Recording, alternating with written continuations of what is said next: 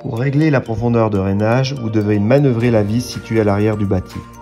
Si vous dévissez cette vis, la table descend, la profondeur augmente. Si vous vissez cette vis, la table remonte, la profondeur diminue. La profondeur idéale de rainage étant de 2/3 du diamètre du fil nylon. Serrez le contre-écrou pour valider le réglage.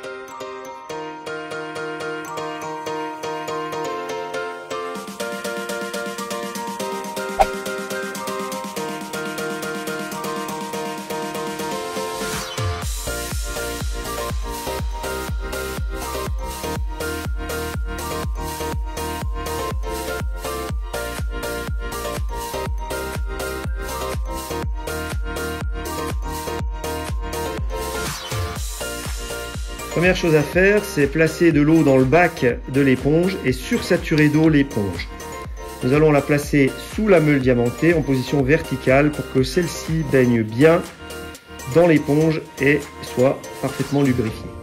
La machine est ici réglée en mort mobile, nous allons la passer en réglage mort fixe. Pour ce faire, nous déplaçons la petite vis dans la partie supérieure.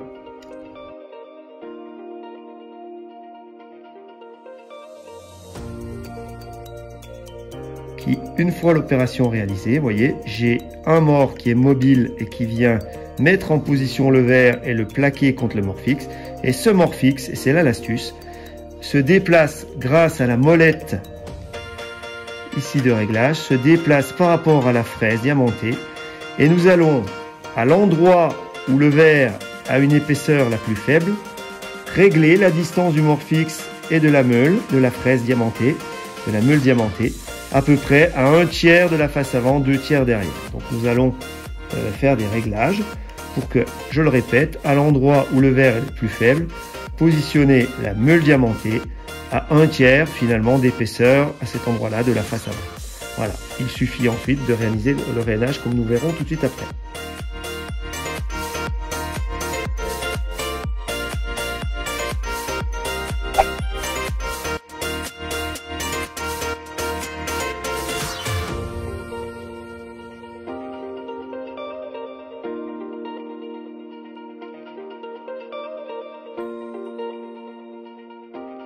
Comme précédemment, nous allons remettre de l'eau et placer l'éponge sur la meule diamantée avec le petit bac prévu à cet effet et passer. Ici, la machine est réglée en mort fixe. Nous allons la passer en mort mobile.